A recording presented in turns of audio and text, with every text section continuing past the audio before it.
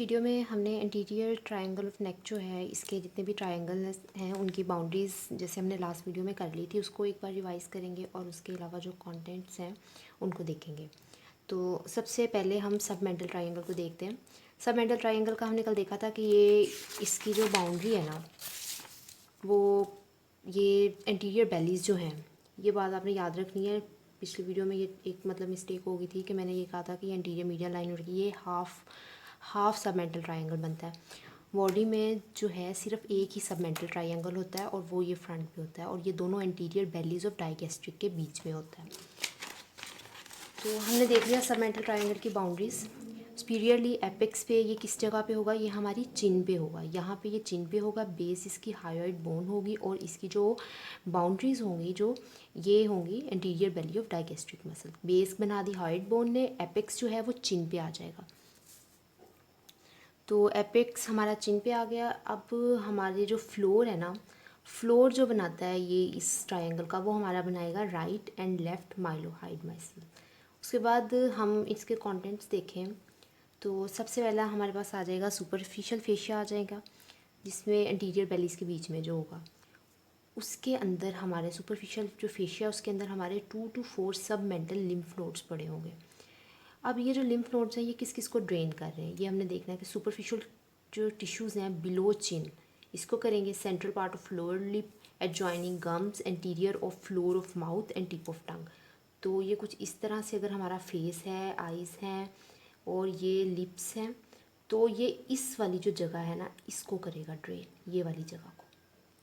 क्योंकि ये देखें ना यहाँ पे अगर ये यहाँ पे बन रहा है सबमेंटल ट्रायंगल तो ये वाली जो है ना यहाँ से लिम्फ नोड जो है इस चीज़ को ड्रेन करेगा, जिसमें हमारा क्या आ जाएगा सुपरफिशियल टिश्यूज़ आ जाएंगे बिलो चिन। उसके अलावा सेंट्रल पार्ट होगा लोअर लिप का सेंट्रल पार्ट और एडजॉइनिंग गम्स होंगे और anterior of floor of mouth और टिप ऑफ टंग। तो इस सब को ये ड्रेन करेगा। उसके अलावा इसके अंदर जो कंटेंट में हमारी स्मॉल सबमेंटल वेन्स आ जाती हैं जो ज्वाइन करके बनाएंगी हमारी जुगुलर वेन्स। तो सबमेंटल ट्रायंगल इससे हमारा हो गया कंप्लीट। अब हम नेक्स्ट डाइगेस्ट्रिक ट्रायंगल देखेंगे। डाइगेस्ट्रिक ट्रायंगल्स का मैंने आपको बताया था कि ये देखें ये दोनों डाइगेस्ट्रिक बेलीज इनके बीच में होगा, एंटीरियर और पोस्टीरियर डाइगेस्ट्रिक जो बेलीज है हमारी उनके अंदर पड़ा होगा। तो इसकी फिर बाउंड्रीज हमारे पास इस तरीके से आएंगी। देखिए ये सुपीरियर पार्ट है, ये इन्फीरियर पार्ट है, ये इंटीरियर और पोस्टीरियर आ जाएंगे। तो ये मतलब इसका एपेक्स जो होगा वो डाउनवर्ड होगा और मैंडिबल इसकी बेस होगी। एंटीरियर जो होगा ना हमारा एंटीरियर इन्फीरियर वाली जो साइड है उस पर हमारी होगी anterior body of digastric muscle और पोस्टीरियर पे पोस्टीरियर बॉडी ऑफ डाइगेस्ट्रिक। और एपेक्स हमारा कहाँ पे बनेगा, हायोइड बोन पे। हमें पता है हायोइड बोन पे एक पुली बनाती है जो मसल होते हैं ना डाइगेस्ट्रिक मसल।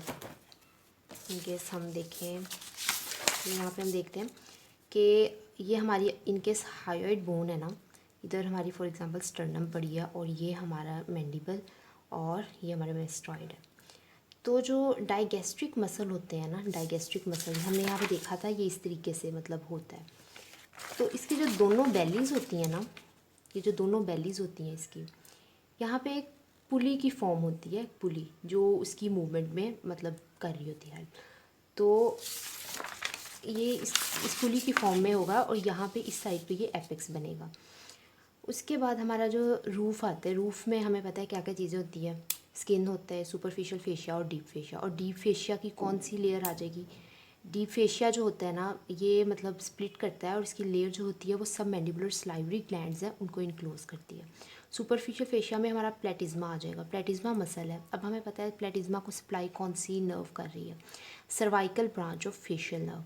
तो प्लेटिज्मा की नर्व भी इसके अंदर ही आ गई। और उसके अलावा एक हमारी सर्वाइकल प्लेक्सिस की जो होती है, सर्वाइकल प्लेक्सिस की असेंडिंग ब्रांच आएगी,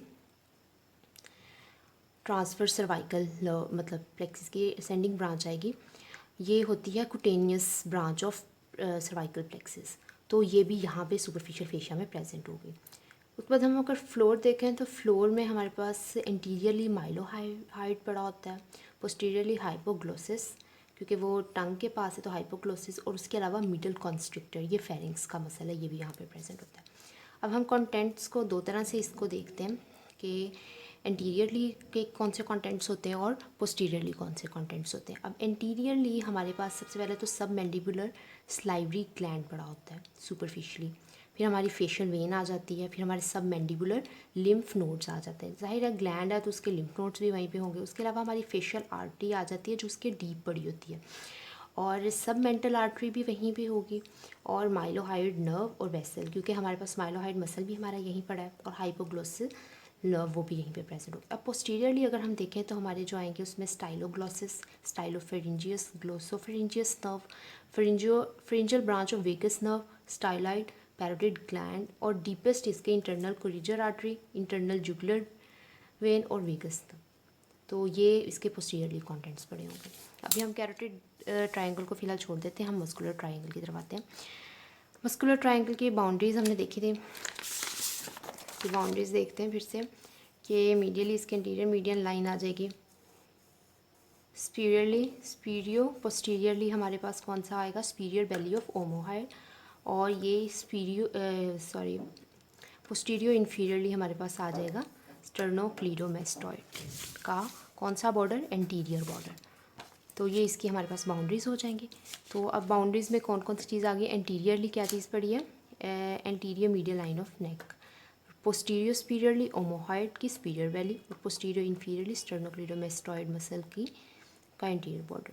उसके बाद कंटेंट्स में अगर हम देखें तो इसके अंदर इंफ्रा हायर्ड मसल है, देखें ना ये हायर्ड बोन के नीचे पड़ा है, हायर्ड बोन के नीचे है ये ट्रायंगल, तो इसके अंदर इंफ्रा हायर्ड मसल्स आ जाएंगे।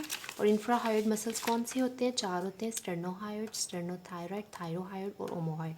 अब इन मसल्स के कुछ फीचर्स हैं जो कॉमन हमने वो भी देख लेने साथ ही। तो पहली तो चीज़ होती है कि जो मसल्स होते हैं ना ये लेयर्स की फॉर्म में होते हैं, मतलब सुपरफिशियली और डीप, मतलब 2 लेयर्स में ये पड़े होते हैं। अब जो स्टर्नोहायर्ड और ओमोहायर्ड है ये स्पीरियरली पड़े होते हैं, और जो स्टर्नोथायरॉइड और थायरोहायरॉइड है ये डीप पड़े होते हैं। और इन सब को जो वेंट्रल रिम है ना, क्रेनियल नर्व 1 से C3 ये सप्लाई कर रही होती है।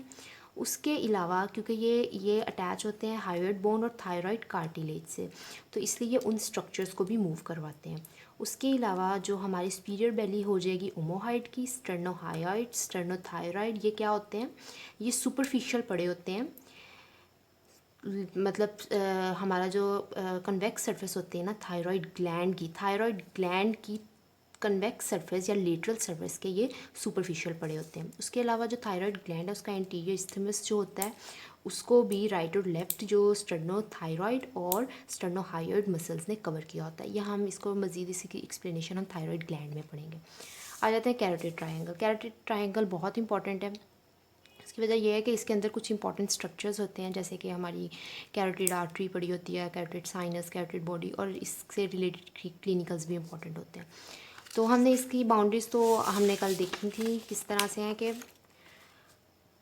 कैरोटिड की सबसे पहले तो ये आ जाएगी पोस्टीरियर बेली ऑफ डाइगैस्ट्रिक, इधर से स्टर्नोक्लीडोमेस्टॉइड का इंटीरियर बॉर्डर और नीचे से सुपीरियर बेली ऑफ ओमोहाइड। तो ये हमारा कैरोटिड ट्रायंगल हो जाता है।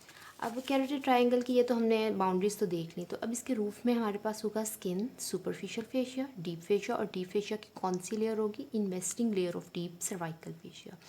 अब फ्लोर में इसके 4 मसल्स होंगे।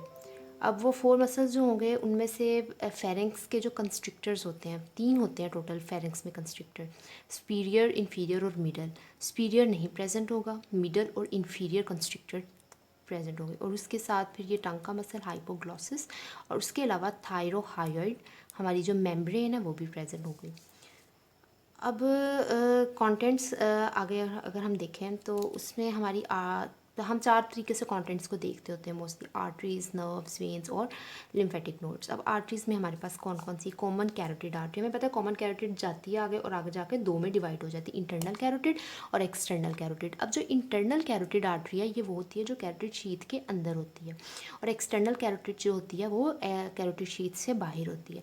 एक्सटर्नल कैरोटिड शीथ से आर्टरी जो है वो बाहर जाती है और ये क्या करती है, 8 ब्रांचेस दे देती है।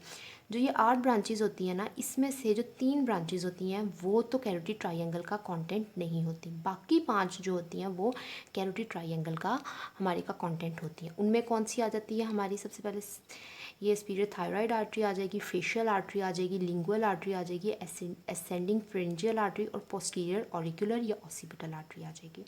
अब वेन है, वेन जो होती है उसके साथ ही कंपनी कर रही होती है, आर्टरी के लेटरली पड़ी होती है। ये होती है इंटरनल जुगुलर वेन और इसकी टेरिटरीज़ में जो तीनों आ जाएंगी, तो वो इतनी नहीं है कि हम फ्रिंजल वेन है, लिंगुअल है, तो ये जो हैं ये और कॉमन फेशियल वेन, ये सारी जो है इंटरजुगुलर वेन में आके ड्रेन कर रही हैं, तो ये भी कंटेंट में होगी। उसके अलावा जो क्रेन नर्व्स है ना, नर्व्स में से जो लास्ट 3 क्रेनियल नर्व्स होती हैं वो इसका कंटेंट होती है। उसके अलावा सिंपैथेटिक चेन पड़ी होती है और वेगस नर्व जो होती है ना हमारी, कि हमें पता है कि ब्रांच होती है सुपीरियर लेरिंजियल नर्व, वो भी इसके कंटेंट में प्रेजेंट होती है। और लिम्फ नोड्स में हमारे पास डीप सर्वाइकल लिम्फ नोड्स पड़े होते हैं।